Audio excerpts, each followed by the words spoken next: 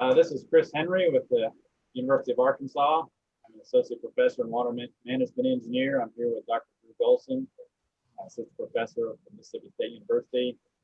We are here to talk about to present a roundtable called Using Soil Moisture Sensors Across the Entire Farming Enterprise, Lessons Learned from Those Who Are Doing It. And we have, as part of our roundtable today, Matthew Morris, Arkansas farmer at Alono, Tommy Young, Arkansas farmer, Jeffrey Mitchell, Mississippi farmer, and Sledge Taylor, Mississippi farmer. And what I'd like to do next is just have everybody go around and introduce themselves briefly. All right, thank you, Dr. Henry, and appreciate you setting this up for the roundtable. My name's Drew Golson, irrigation extension specialist at the Delta Research and Extension Center in Stoneville, Mississippi, and a part of the National Center for Alluvial Aquifer Research as well here. I'm Matt Morris, and I'm a fifth generation rice farmer in Lonoke County, Arkansas.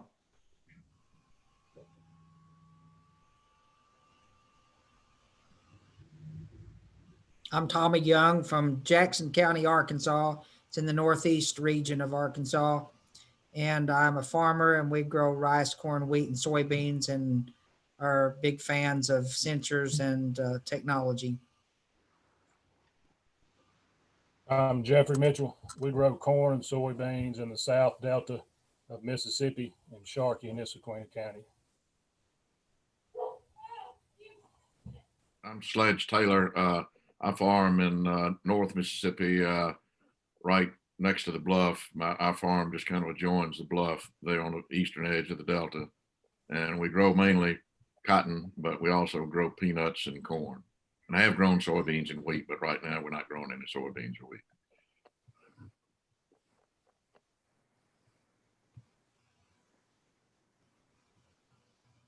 All right, so we'll go first, and we'll begin with the questions, and we can go in that same order. So just from the first question is kind of getting everyone started and how you became into it using sensors. So how do you use sensors on your farm, and when did you begin starting using soil moisture sensors? And Matthew, we'll start with you. Okay, so we just finished up our third season of using soil moisture sensors, and we use those in our furrow irrigated corn and soybean crops. And we put out, depending upon the field size, I think generally, a good rule of thumb for us is about every 50 acres worth of field, we'll put a set of sensors out. So we've got some fields that may be close to 100 acres. We'll have two sets of sensors, and we're using those to monitor for irrigation.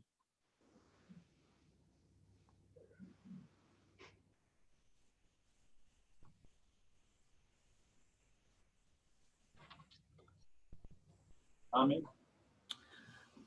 I'm Tommy Young once again, and the way we got acquainted with sensors was over a period of time.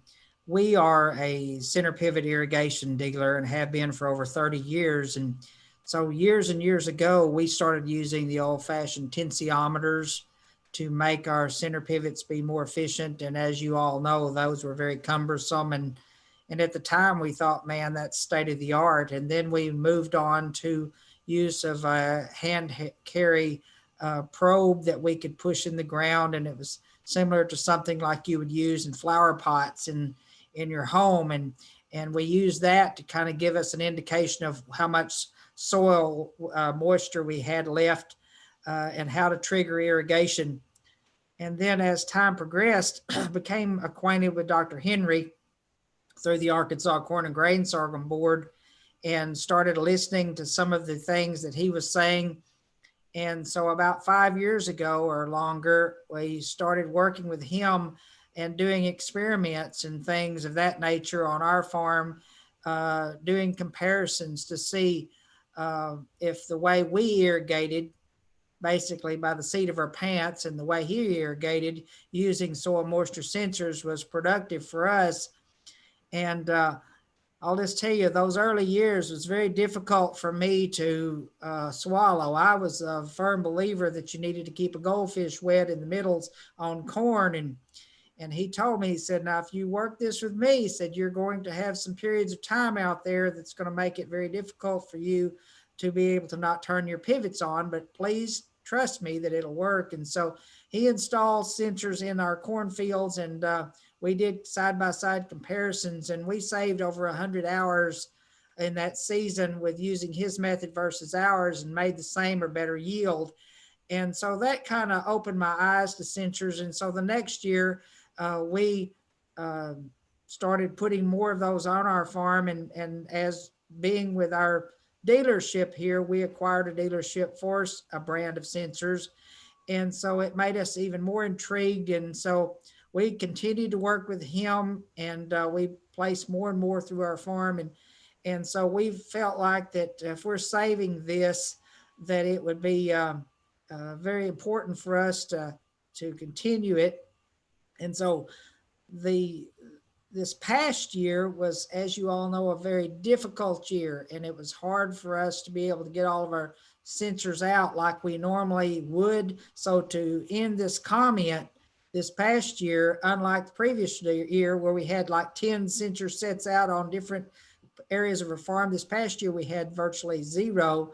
And it was like trying to drive from Tuckerman, Arkansas to Memphis, Tennessee, going 55 miles per hour with no speedometer. I felt so helpless that I didn't have the sensors in place. And yesterday at our employee meetings that we had, we made it a point to say that before we do anything this year, our sensors will be in place. So they've become a big asset to us in savings. All right, and Jeffrey? We started using sensors about 2013 when Dr. Kreutz, Drew's predecessor, when they really started preaching with the faucet, pipe planter, moisture sensors, surge valves, all that really started here in Mississippi. We got our first sensors. Now I run about probably 40 to 45 different sets. We're 95% furrow irrigated. I try to run a set of 6, 12, and 18 sensors, one per crop per well. We have a well on average about 130 every 130 acres. And if it's all soybeans, I'll run 2 sensors on it. But if it's corn and soybeans on that well, I'll run a sensor per crop. And it's very, kind of like Tommy said, getting started, you don't water near as much as you did without sensors. That's the hardest thing to do with sensors, is to trust them. But you have to, they work, and it's one of the best tools we have on our farm.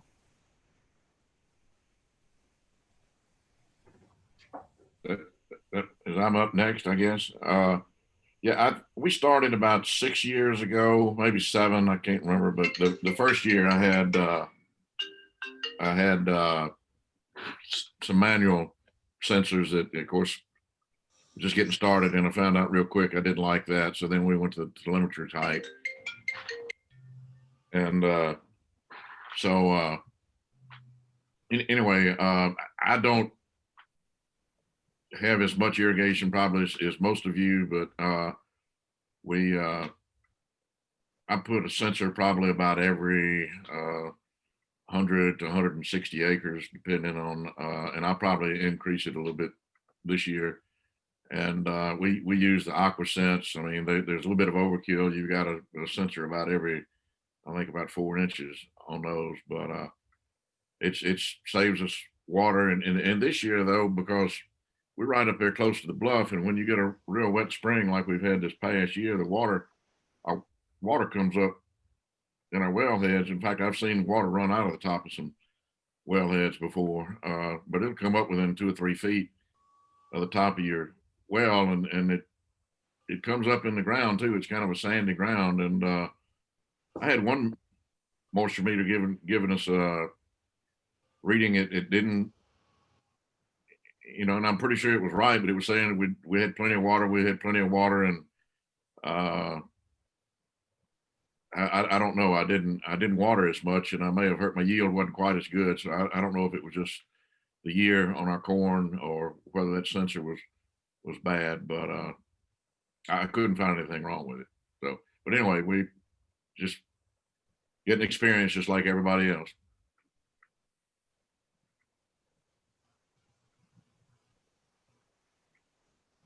So who makes the decisions on your farm when it comes to when to decide to irrigate? You or the help? Who makes that decision and that call on So on our farm, it's just during the growing season. It's my dad and I are taking care of everything, and we farm probably about 1,200 acres, and so everything we have is on telemetry. We can access it from our phone or a tablet or a computer, and we're constantly watching the numbers. If there's a rain coming, we want to see where we're at before the rain. We're going to watch it and see how much rain we get. Pretty much, if you're looking at it on a screen and you're looking at your numbers, anybody that had access to it that was part of your operation could make a decision on when to use it if they've been watching it. For us, it's just we both kind of watch it, and we kind of just kind of take whatever we need to take as far as splitting the fields up. But I would say for any operation, if you had it kind of like we have set up where you could share your screens or share your telemetry data with your workers on your farm, any of the guys that are taking care of the irrigation could manage it as long as they were able to just continue to watch it.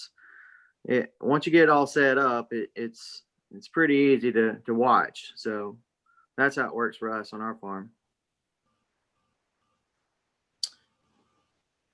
I'll just say on our farm, what it does for me is, once again, we run a number of center pivots on our own farm, and then we have furrow irrigation.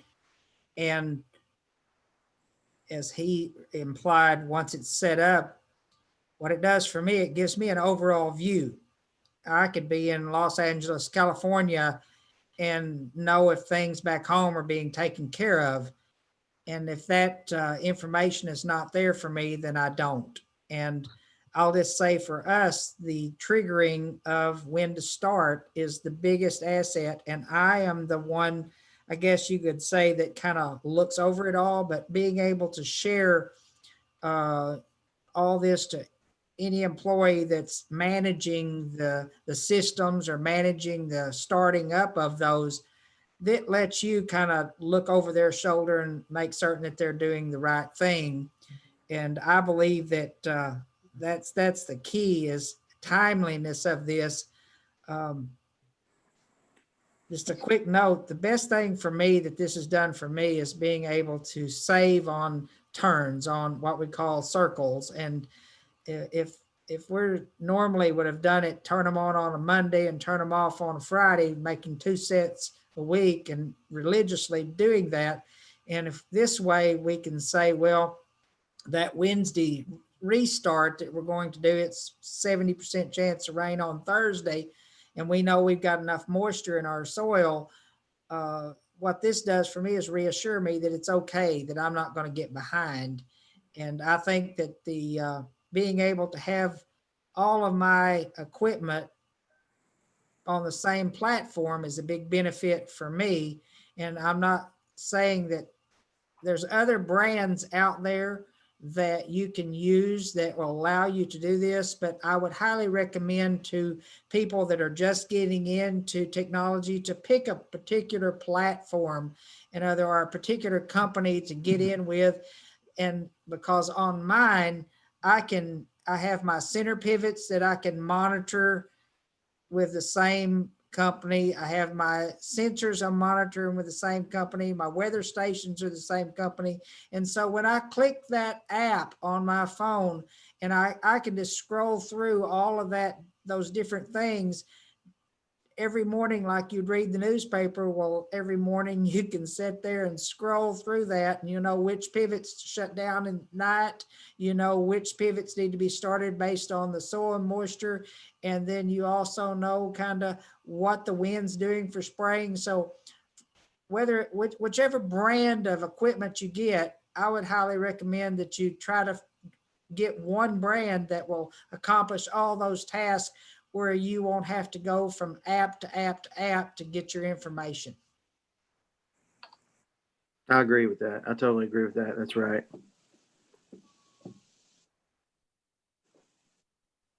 Yeah, I'm the primary decision maker on when to irrigate and what to irrigate on our farm. I'm just now getting into the telemetry side of the moisture sensors. When we started, I went from three sensors that I actually won at a Mississippi State, I guess, meeting in February to about 120 in about 3 weeks. And at the time, I did not see the value of the telemetry. My opinion was you should be on the farm to know what's going on. So I did it the old fashioned way, walk out there and check them. I do have some data loggers that I use that record them for up to 28 days, but it's all on a self-contained unit, no app or anything. I'm getting in the telemetry. But like I say, the main thing is knowing the stage of your crop needs, and, you know, like I say, also the weather, and knowing that if there is a rain coming, if you have the moisture to hold out for that rain or to start watering before the rain. Because like Tommy said, one of the worst things you do is get behind, and then it's hard to catch up. And that's the big advantage to sensors. You know where you are.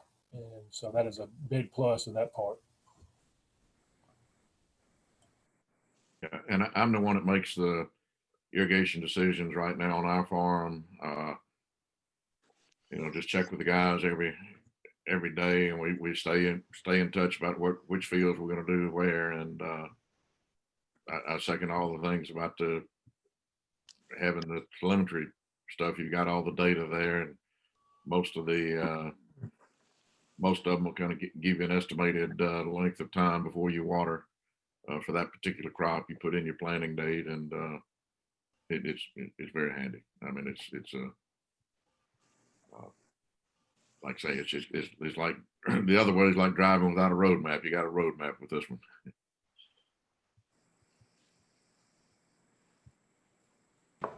Yeah, I think many of y'all have kind of alluded to this answers to this questions, but as you kind of think about it specifically, how have the use of soil moisture sensors provided benefit to your operation? Go through some examples of that, starting with Matthew again. Yeah, like we talked about, like Jeffrey said, you know, when you're using sensors, you know exactly where you are, and that's so true. Your soil sensors are like your fuel gauge, and it shows you exactly how much water you have in your soil profile.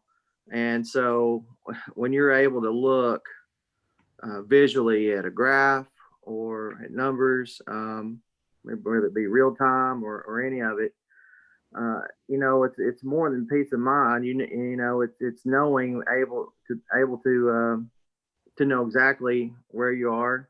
And so for us,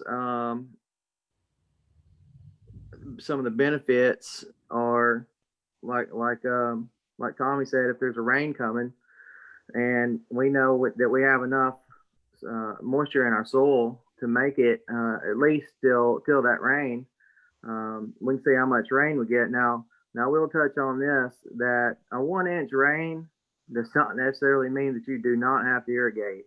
And I have watched those numbers. I'm able to overlay rainfall data over my soil sensor data. So I can attest to a 1 inch rain sometimes will just only keep your soil from continuing to get drier. It's kind of uh, that comes with experience, kind of watching them, as you go. But for us, we have times where we may not need to irrigate because we're watching the forecast. And then also at the end of the irrigation season for our corn, I also track my growing degree days. Our weather station lets me track our growing degree days, and our corn that we plant, we know how long those growing degree days are. So I know when it's going to be getting close to black layer. And I'm also walking out in the field and looking at the kernels. But usually when you're looking at your soil moisture sensors at the end of your irrigation period, you realize that when you think you may need to water again, that you actually don't. And that may save you 1 or 2 or maybe even more irrigations at the end of your growing season.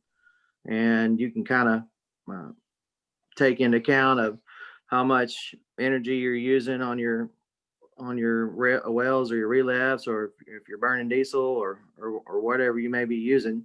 So you're shaving off that and kind of saving on labor, not having to go out there and start everything back up again. And those things alone there have really been beneficial for us. I would say that the biggest benefit we have of using the sensors is being able to know when to restart. And in saying that, when you start your irrigation in the early spring, usually you're going to get some beneficial rains in that period of time. And so therefore, using the sensors, it lets you be able to know when you need to restart your irrigation. Now then, after the summer hits, and if it's a typical summer and it turns off dry and it doesn't rain for an extended period of time, well, the restart is not as important as knowing that you're doing a good job and that you are providing enough during that extended dry period. And I think that's where it's critical that people understand the different depths that they set their sensors to be able to use versus the crops that they're trying to use them for. And with us, corn, we set at certain depths, and then we know which sensor to monitor to let us know if we're doing a good job. Because I learned a long time ago when we first started selling center pivots that you would have people there that was on the very onset, they'd start their center pivot up and they wouldn't apply but a 1/2 inch or maybe even 3/4 at the most.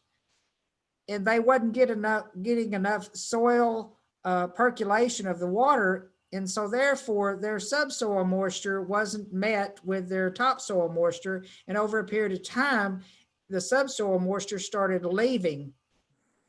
Well, they thought that if they put too much water out there and it ran out of the fields per se, that they were doing a bad thing. Well, in essence, what they were doing is they were hurting themselves, because it's just like watching a watch go around on your arm. The longer you go there and don't put out enough water, your subsoil is going to leave. And I kid you not, you reach a point that you can't gain that back. So to me, the use of the sensor, being able to trigger irrigation, number one, but also being able to sustain good irrigation throughout the growing season is number two. I had a well go down on a 1/2 mile long center pivot. It was in the middle of the hot summer time, and we couldn't get the well replaced in a timely manner. And I kid you not, I watched the graphs start steadily just going away. And I knew then that I'm losing yield, because I'm not going to be able to regain that, even if I get the well put back to, and we was down like 2 weeks, right in the period of when I needed the most. So I think being able to monitor that is another good benefit of having the sensors. And they'll definitely pay for themselves. To me, the biggest benefit is, the 6 or 7 years we've been using the sensors to the previous years, we're making better crops with less watering. And when you water less, your any diesel, electricity, labor allows you to get more done, on other projects on the farm. The yield is going up, and any input you have in your irrigation part of your farm is going down. We used to water corn 4, sometimes 5 times a year, and now we're 2 to 3 times a year. Beans 3 times instead of 5 or 6. As you match your information from your sensors to the crop, to the stage of the crop, knowing what the plant needs, when it needs it, it's just, there's the benefits are, endless. Even things like, instead of spending the weekend watering, you go to the pool with your kids or something like that. But just the ability to make the same or better crop with less inputs, it saves you money too. And, that's the main benefit to our farm. I agree with that wholeheartedly. Yeah, basically, and I think it's maybe in a question later on, but they more than pay for themselves in the water that you save. And now I may be doing part of this wrong, but our sensors go 4 feet deep, and they're probably every 4 inches or so. And but during the season, I can watch. You'll go along, and all your lower profiles they will just stay level. They won't move. And then as your roots get down there to the deeper levels, you'll see those profiles begin to drop. And it's really interesting to sit there and watch. You kind of estimate when your roots get that deep, when those profiles begin to drop. And so, I still keep enough in the top profile, and the algorithm says we've still got plenty of water. But it's interesting to see that the roots, you don't think about corn roots going down 4 feet deep, but according to that monitor, they do, and you can tell when they get there.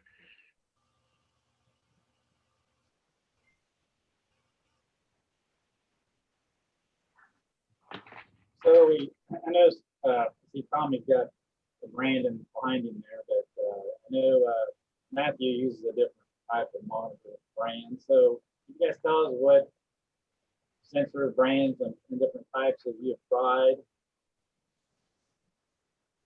And Sure, right now, we're not here to promote any particular brand. Just for information. So we're not promoting anybody. sure. Right now, our setup is we have a Davis Instruments weather station that we use their product called the Enviromonitor, Davis Enviromonitor. It's a mesh network that allows us to set up what they call nodes, which are the little boxes that your sensors plug into. And each one of those nodes can talk to each other. So all of our fields touch each other. Our farm's all in one spot. It's not scattered out. So for us, that was our best bet. Each unit is not using a cellular device. It all shoots back to our weather station that has a gateway, which is in the center of our farm. So for us, that works out good, and it lowers the cost of the data plan that we have, since we only have one main telemetry unit. A cellular unit there. And so we use those along with the watermark sensors that we make ourselves.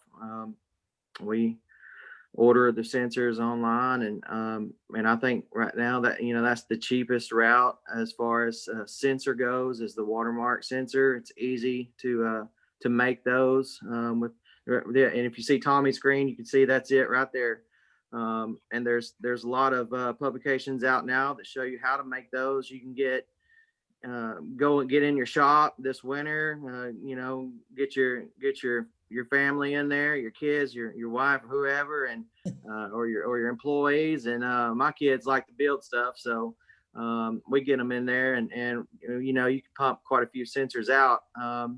Real quick, I want to say that if you start using soil sensors, you should try to increase every year, at least get a little bit more and a little bit more, because you'll find that you do wind up using them quite a bit. As far as sensor systems go, I've used the Trellis unit, which we do still have, and we do use it. It's a standalone unit that uses watermark sensors, and it has its own cellular device, and so you set up a gateway also with it, and so we use it in certain applications. It may be a field that's on behind one of our reservoirs, or something that we can't quite get our Davis telemetry units to as easily. We'll use that. We've used the AgSense units with the watermark sensors, and then also tried the CropX. Has a sensor that's hasn't been quite too popular here in Central Arkansas. They're kind of moving it in. I tried it out this past year. It worked well. It worked really well. And it has its own app that you can use. And then also I've used Syntec drill and drop sensor, which works a little bit different than the watermark. What I did like about it was everything was all together. So you just drop that whole thing in the hole that you drill, and it's, you know, one hole, you put the sensor in, and it monitors every 4 inches, I believe. So I've tried out quite a few. As far as cost wise goes, the watermark sensor seems to be you know, your cheaper one there, and I'll talk more about on the cost thing. I think we have another question coming up on the cost part, but I've tried, you know, what I've been able to get my hands on, and so for us, the watermark with the Davis equipment works well. I would agree with a lot of what he said. I agree that when we're talking about, and I think it's important that for people that don't understand, this is the sensor, and you don't necessarily have to have the telemetry, which I'm showing here in behind me, to go with this sensor to be able to know where you stand. You can have a handheld device that connects to this as well to do your readings, but it makes it so difficult when you're going out in middle of a corn patch in July there to take those readings. So the telemetry, I think, is that shares the information to your handheld device or your computer or your laptop or your iPad. I think that's the key thing that intrigued me about it all. We started out with AgSense, and the reason we did is because T&L Irrigation Company was promoting AgSense Aquatrax with their center pivots, and we utilize those to monitor the movement of our center pivots. And just a quick note on that, I was running a number of center pivots and didn't have any way of tracking them other than the fact that I had a guy in a pickup truck of a morning would get up, make his rounds, find out which pivots were running, which pivots shut down, and so forth and so on. And then he would start the pivot back up, say, that morning, and then he wouldn't see it again to 12 hours later that night, and it'd be shut down again. So who's to say that it shut down 30 minutes after he left it that morning and he lost the 12 hours there during the day that it should have been running? We didn't know. So we bought 4 monitors. I'm going to use that term, monitors, from AgSense to put on these center pivots to be able to know if the center pivot was moving, when it shut down, and what degree in the field it was. And so after we did that with 4 pivots, then we wound up putting those on every pivot we had, because what that did for us was be able to, that morning, the the man that was in the truck that did the checking, he knew where to go to first. He knew if that pivot had shut down that night, that he needs to go there first, and he wasn't going to waste his time on the ones that was still operating. He'd make his rounds on those later. Well, what that did, it let him know that those pivots are running all the time. And then it also let Tommy Young know that they were running as well, even though I might be at Commodity Classic, or I might be at a corn board meeting, or whatever I might be doing.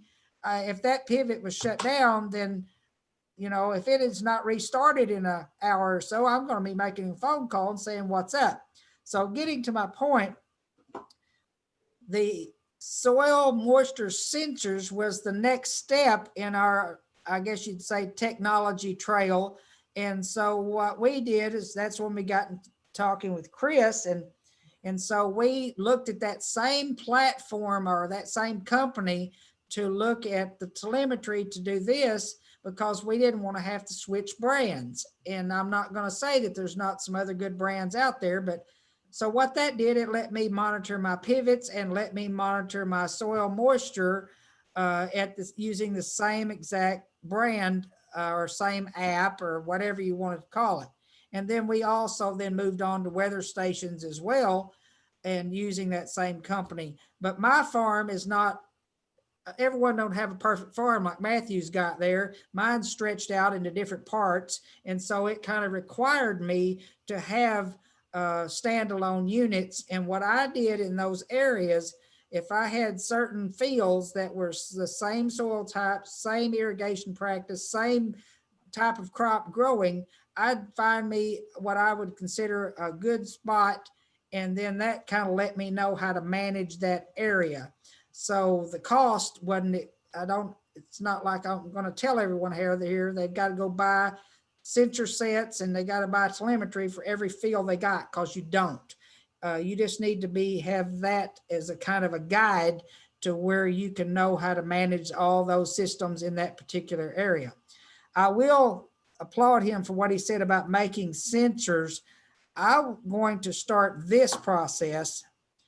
I'm going to start putting out a lot more sensors, because you need to place them when, like, soybeans are small and corn is small. So I'm going to go ahead and put me out a lot of sensors in a lot of fields in my soybeans. And then when corn is pretty much ended, then I can pull my telemetry up and take it out there to the soybean field, put it there, and have my sensor already, I guess you'd say, grown in, placed in. And then that way I'm getting double use of my devices, because usually the key irrigation period for soybeans, in my opinion, is almost when corn's laid by. But that's just not to say I'm going to have some key ones for soybeans, but that will give me an added coverage of adding those telemetries to those sensors later on. Kind of like everybody else, the watermark sensor seems to be, you know, user-friendly, readily available, a reasonable price. Several different things I've used. Like I say, I'm just now getting into telemetry. This little watermark here, got some wires you clip onto the sensor, is my main go-to. I record everything on a map every time I read them. I do have a few watermark 900s. They log it, I think, for 28 days. It's looks like that. You mount it in the field along with the sensors. But like I said, watermark is really the only one I've used. I have used 2 years. I used a Deere Field Connect through my local John Deere dealer. It worked fine at the time. It was hardwired, which made it not very user friendly. You had to really pick where you put it. I don't know whatever happened to, they were supposed to come out with a wireless version. Whether they did or not, I don't know. But the watermark sensors and whatever, you know, reader you're comfortable with, you know, the main thing is get one, use it, and trust it. They're right. If you do them right, and they will save you money, and you won't sacrifice any yield or anything on your farm.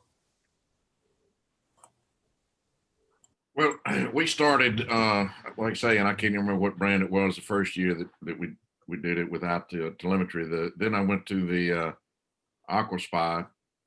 I used it for a couple of years, and then we went to CropMetrics and tried the CropMetrics, and I liked it, but I liked the AquaSpy better. And I just get a lot of data. I can go back even now, and I can pull up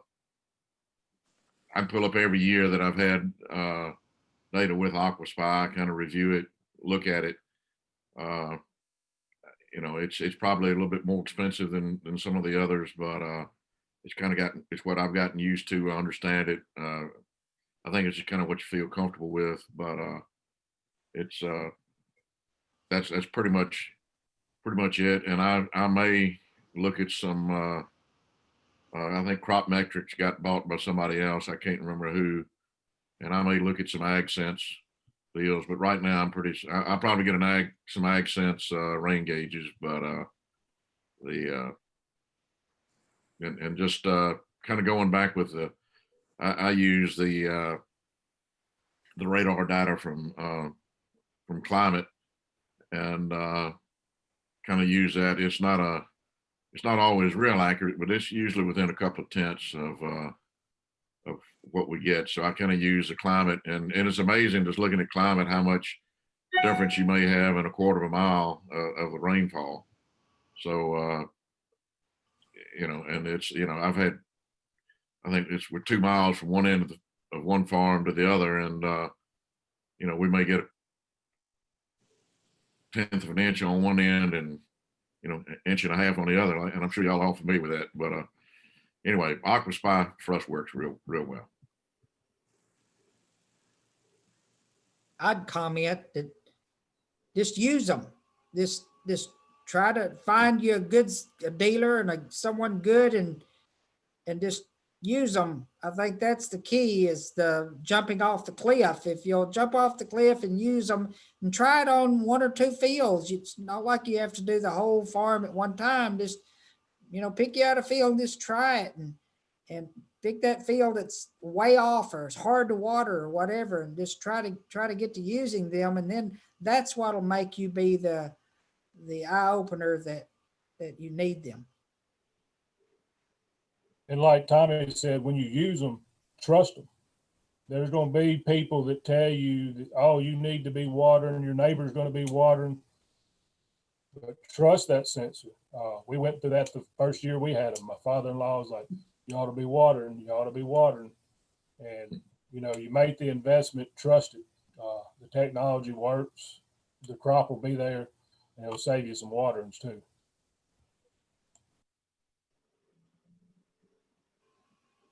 I think that the next question is, you know, has been discussed a little bit as well. But you know, in your opinion, I know Jeffrey, you may have an interesting perspective as well, as being more of a handheld, and now you're going over and moving into telemetry. But is it worthwhile to invest in telemetry systems for soil moisture sensors? We touched on this a little bit, but for us, I'm going to guess it was maybe the second, maybe third time that we actually had to walk out into the field to use the little alligator clip. I tried to, this isn't, yeah, there it is. It wasn't showing up earlier because of the background, but this is the little box that you would use. And I can't get the alligator clips to, there they are. You would just clip this on the wires. Yeah. And on those wires you can see on Tommy's screen, you would just clip this on and you just push this button, and it's real easy. It gives you a number. Maybe the second or third time that we walked out to the field, sure, wet, you know, we were learning. I decided that this is going to be kind of labor intensive, walking to every one of these sensors and checking them. So for that reason alone, you know, the telemetry is a benefit. But when it comes to different telemetry systems, things like with the trellis unit. You can add a rain gauge to their unit, so you can also use a rain gauge with your soil sensors. I know like Tommy said, the AquaTrack stuff will handle multiple sensors, rain gauges, a lot of stuff. And I think for the most part, a lot of the standalone cellular systems that are out there will at least handle the soil moisture sensors and the rain gauge. Now for us, our telemetry system, the Davis Enviromonitor, is capable of using pages of sensors. We have our flow meters and our portable flow meters that we use. We can plug in our permanent flow meters on our relefs. We can plug into our telemetry. We have leaf wetness monitors, soil temperature probes, water level monitors. I mean, there's just all kind of things you can use, depending upon which telemetry system you get. So, you know, all of that being said, we can access all of that in one spot. And Tommy talked about that.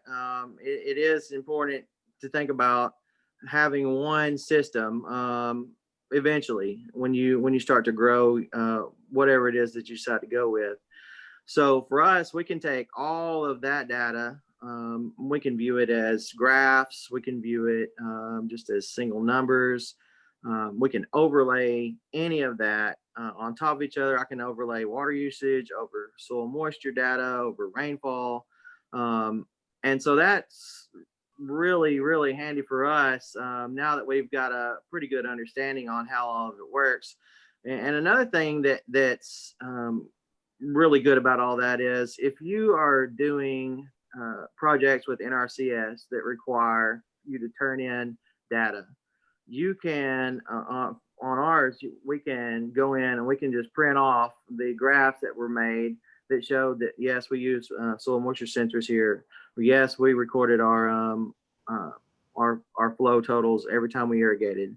And so that's another benefit that telemetry systems, if they're capable of logging that data, allow you to go back and look at it as a whole. And we use that a lot on decision making, not just for the current year, but also when we're looking into the future for the next year's crops and how we're going to irrigate. I believe that the telemetry is made soil sensors where people will want to use them once they understand what we're talking about. And way I can say that the telemetry is good for me is that I'm not the one necessarily going out there and taking the handheld device, clipping the alligator clips on the wires and taking those readings. If I was the one doing that, I would feel comfortable that it was being done properly. I would be the one that would be trudging out there through the middle of the cornfield, because they're never on the edge of the cornfield. They're in the middle of the cornfield on a sand hill. And I would be the one doing that and knowing that when I took those readings, what they would be.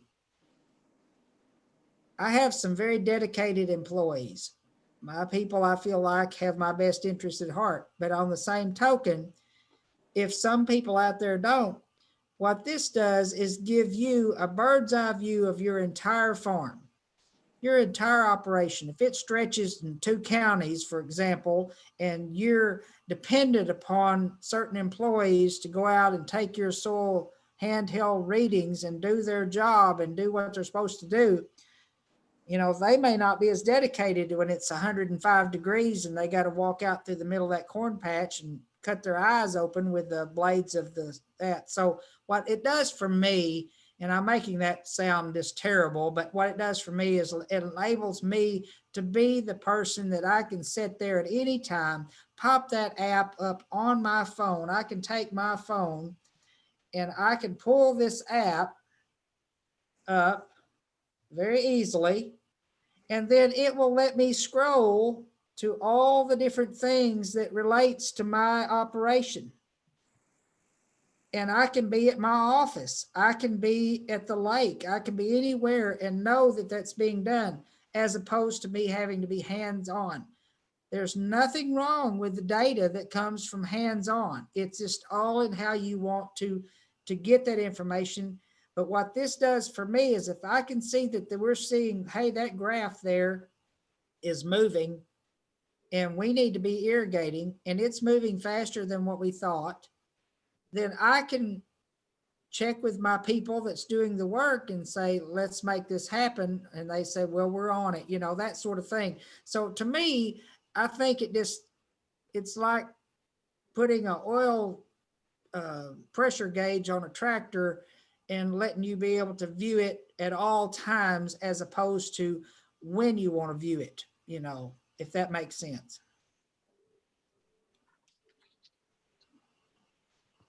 I think now, like I say,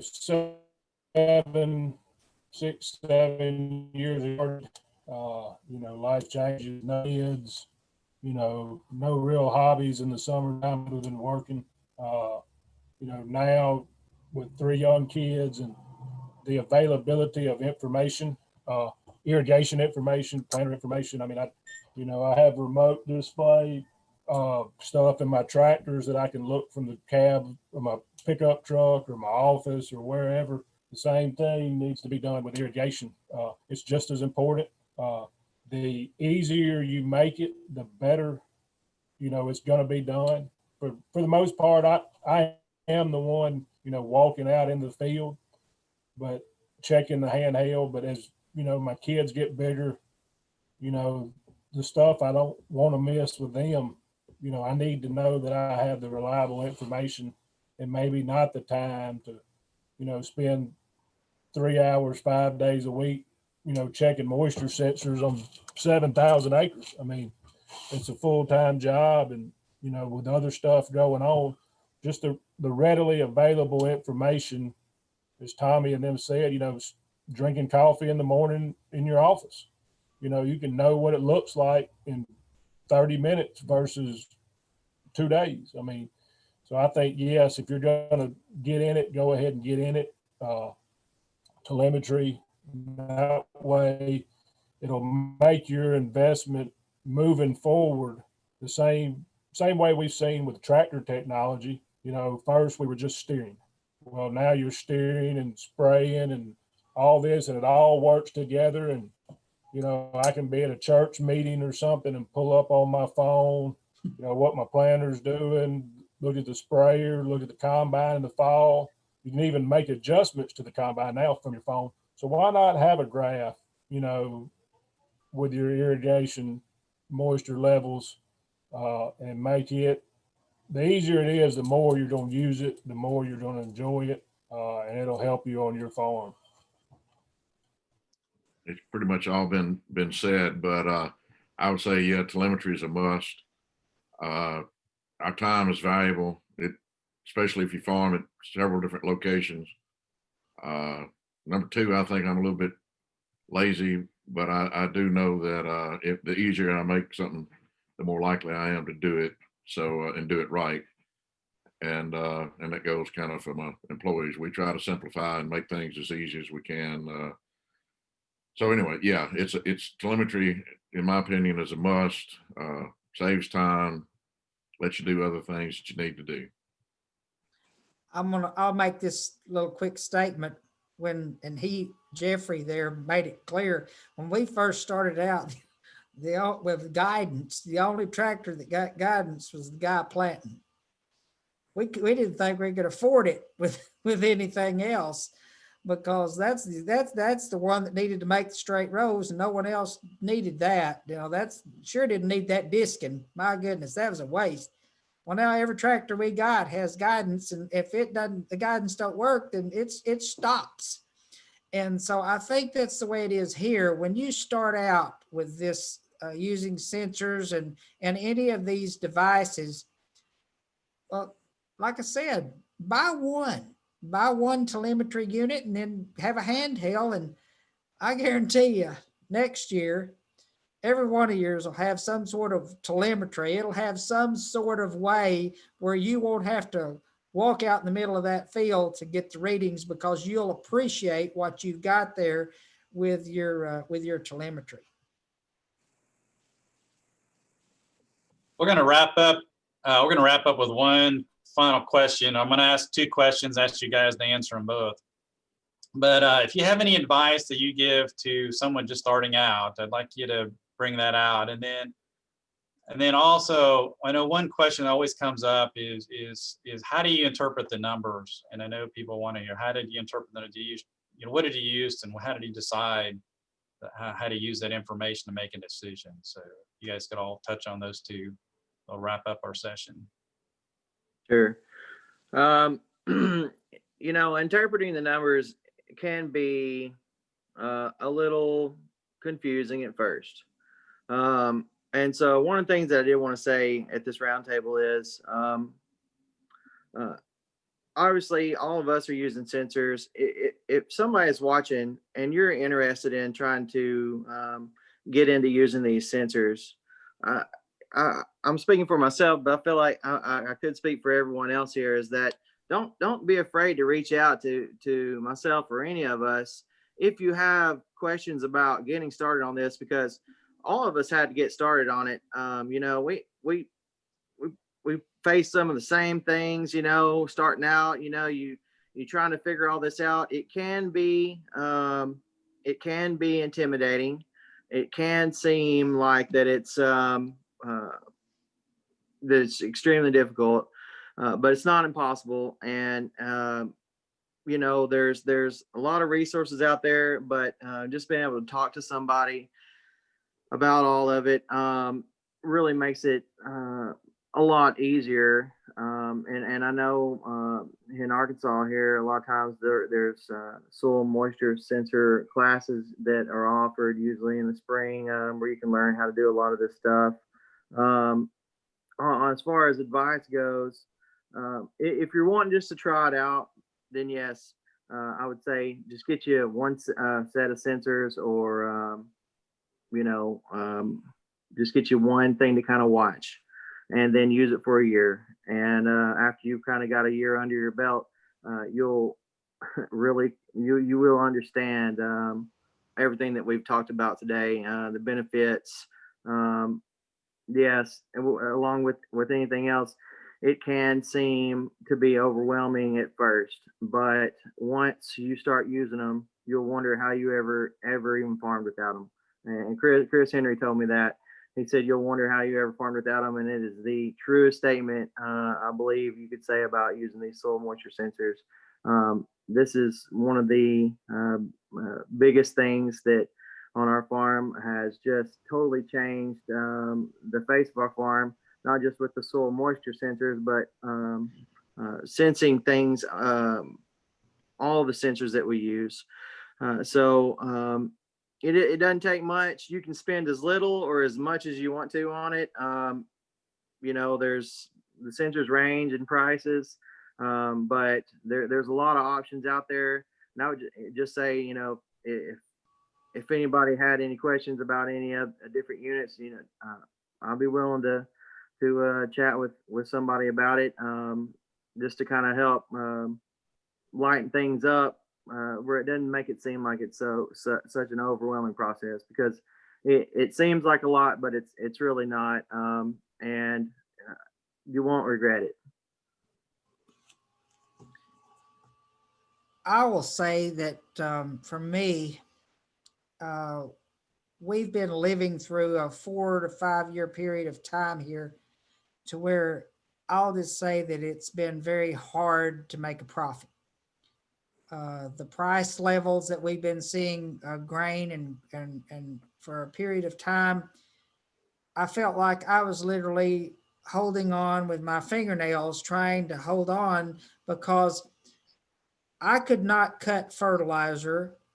I could not cut anything else on my farm and feel like that I was comfortable that I was going to be able to make a good crop. But then Chris Henry came along and said, Tommy, you're watering way too much. you are absolutely keeping goldfish alive in the middles of your corn. You're watering way too much. And I said, but that's how I'm making good corn yields. He said, I can tell you can still make those corn yields.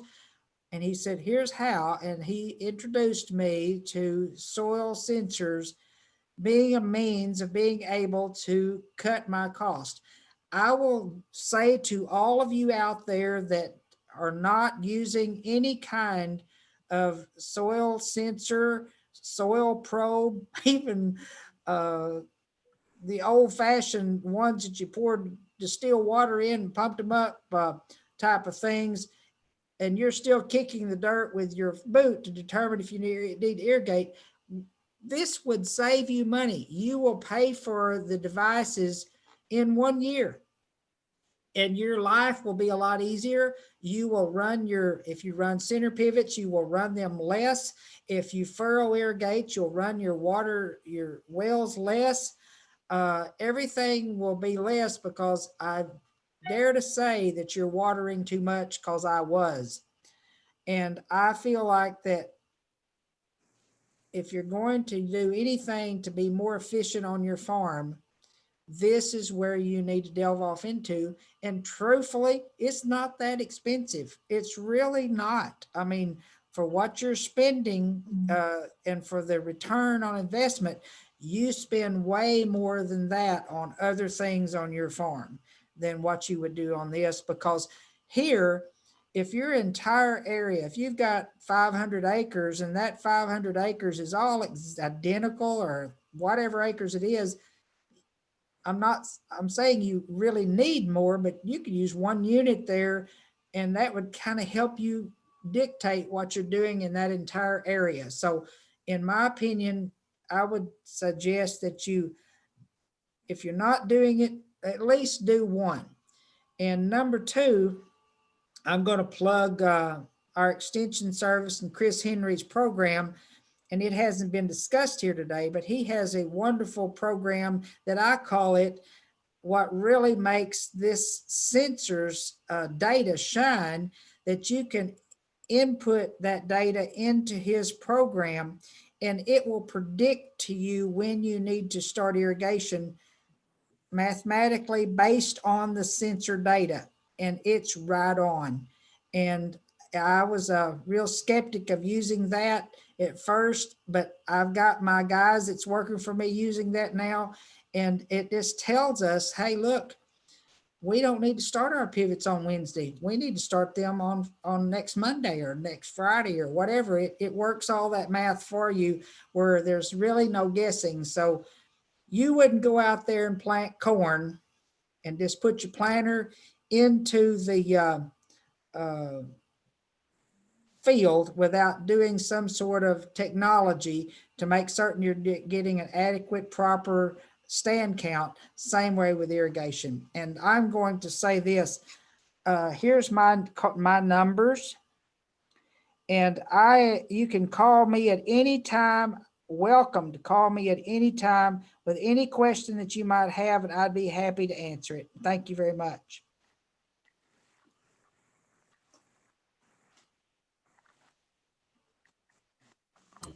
Okay, the advice I would give somebody starting to use it, I've said numerous times, trust them.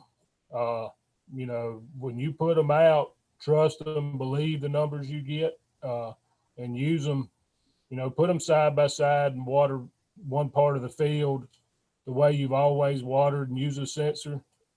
If you use them, you'll water less, you'll make the same crop, less diesel. Like Tommy said, the overall investment for sensors, on your farm is way less than, anything else, equipment, seed, fertilizer, herbicides, any of that. It's a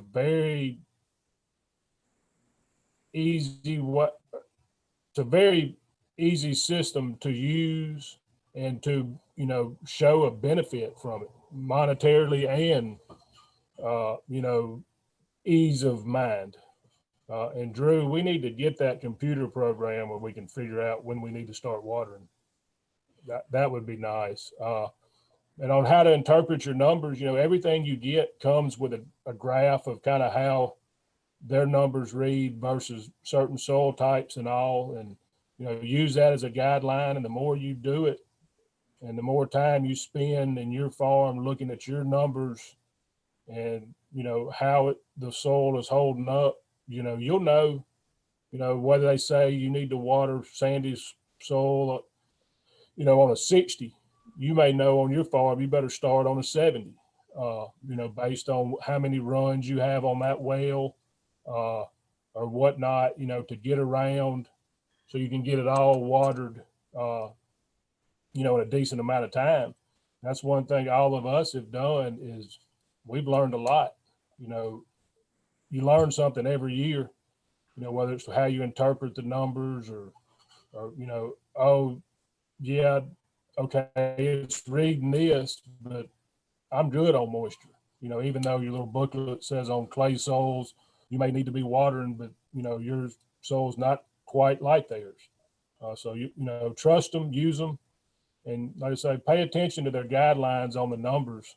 But over time, you'll learn on your farm, you know, where to trigger the irrigation depending on, like I say, you know, the amount of moisture you have, the weather forecast, and how much acreage wise is on that particular well that you're trying to get around to where you can get around to each run in a timely manner.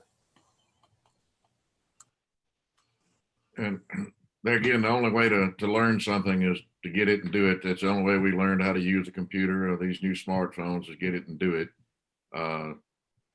Just don't be overwhelmed by it. And the sensor that we have, the program that comes with it is you put in the planting date and it shows the water requirements in a graph, predicted water requirements and how they go up, and it overlays your the water that you have under that, and then it'll predict how many days you have until you get down to a critical point. Now, of course, you don't want to wait, like everybody says, irrigation, you don't want to wait down to get down to the must-do point, so you want to do it before then. But a lot of these programs, you know, will do a lot of the decision making for you, and then you just kind of have to play with it and see if what is predicting is actually what you're observing in the field, and that's there again. That's the only way to do it is get one, do it, and you'll learn it. I'd like to make one more comment from the standpoint of, it looks like we're going to have a new administration in the White House. And all we've heard throughout the campaign is conservation and that sort of thing. Talk to your congressman and everyone and look, this is an area here where if we could get tax credits and we could get certain things that would make people more inclined to want to do these things, this is one of those that fall right in line with conservation, because truly when you get these, you're immediately starting conserving at that point. And I'd like to say that there are options out there for funding through NRCS. I know you can do, they have set up either through EQIP or the other things that they offer. They offer funding that generally covers 100% of the cost of sensors if you're going to use them on your farm. And I'm glad Tommy mentioned something about conservation, because for us, we're in a critical groundwater area, and I'm watching wells just in my lifetime. I don't know how many wells that I've seen in our area that's just gone dry. And so from a water conservation standpoint, you know, I'm 5th generation, and I've got 3 6th generation boys that may grow up to farm. And so from a conservation standpoint, can you really put a price on being able to save the resources that you have now for later? And that, you know, that's one thing that this is also doing, is that it's allowing you to be more mindful of the resources that you do use. Right. I've got a question. Do we have time for a question? Why not? Go ahead. Yeah, on the furrow irrigated ground you do, how far down the row do you like to put your moisture sensor? On ours, if it's a field that has a pretty steady grade, generally it'll be about 3/4 of the way down the field. Now, if it's a field that kind of has a slight grade and then drops off, I may put it right where it starts to drop off to kind of monitor it there. But generally, I like to about 3/4 of the way down the field. And then I know at the beginning of this, I mentioned about, the 50-acre deal, but obviously if you're running for irrigated crops and you have 2 sets, a left and a right coming off your hydrant, then you're going to want to probably put one on each side of, for each set. And we're using surge valves too. And soil moisture sensors, if you're using surge valves, then you should be using soil moisture sensors. Those two things really work well together. But you can monitor both sets, and that way you kind of know where you're at. You don't want to put it too close to your poly pipeline, and you don't obviously want to put it down at the very bottom of the field. So we generally put it about 3/4 of the way down the field. I'd like to make a comment from the standpoint of the placement of these sensors. This is not just a standard depth. You have to determine what crop you're growing and where you need to place these and which ones you need to monitor throughout the year. You might put one 40 inches deep, but truthfully and honestly, if you ever get there and a 40-inch depth one is moving, you've done lost out. I mean, what I'm getting at, you need to monitor the ones that particular crops. And the gentleman that grows peanuts, he has different depths for peanuts than he would have for soybeans, and you'd have different depths for soybeans than you would have for corn, and so each one of these can be placed at different depths. And that's one reason, and I know we're really all plugging for Watermark, but you can have one sensor that does all those different depths, but if a coyote or something goes out there and messes it up, you've lost them all. If you've got 4 of these placed at different depths and one malfunctions, it doesn't shut your whole system down. So and these are the most inexpensive. True story there, because I have one of my most expensive sensors, the most expensive sensor that I have, whether it been a raccoon or a field rat or whatever, chewed the wiring and left about 1/2 inch or less coming off the sensor. And so, and that was the Syntex sensor. And so I'll have to send it in to get it repaired.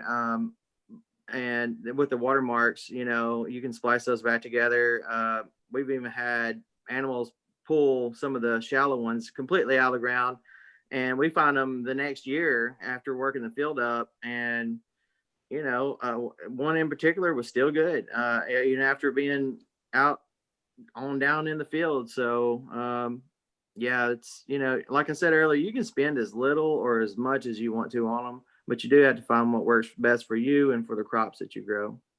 In the 2 states that we're living in here and that we're talking about, in Arkansas and in Mississippi, and I would even venture to say Louisiana, Tennessee, there's not any of these states that don't have people like Chris Henry in those that is out there promoting this type of thing. So the first step I would suggest you do is go to your local county agent or whatever you call him, your extension person, and say, hey, I want some information. Now's the time to be doing that. Go to that person and they can point you in a direction to get this information to where you can go down that path. And that's what it's going to take, because you need someone there to give you some guidance, the shortcuts, and then that way you'll see that it's not difficult, it's not hard, and that you will enjoy what you're embarking upon.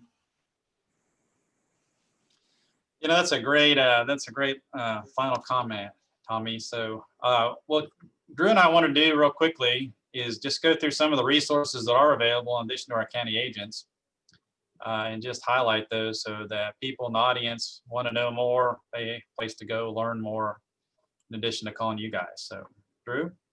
Yeah, and we can go through this pretty quickly, but just more or less pointing to resources that we have available. I mentioned I'm at the Delta Research Extension Center in Stoneville, and then the National Center for Alluvial Aquifer Research that we've had beginning to develop here in Stoneville, and it's collaboration between Mississippi State University and USDA ARS on really just working through and working with water use issues in agriculture and preserving our natural resources. So this is a URL to point to write down, and then you can take the time and maybe peruse through this website as we begin to really on the infancy stage and be able to get information up there on this website. And one of the areas where I spend more of my effort and time, and that's, you know, from the extension standpoint. So if you go to that website and go to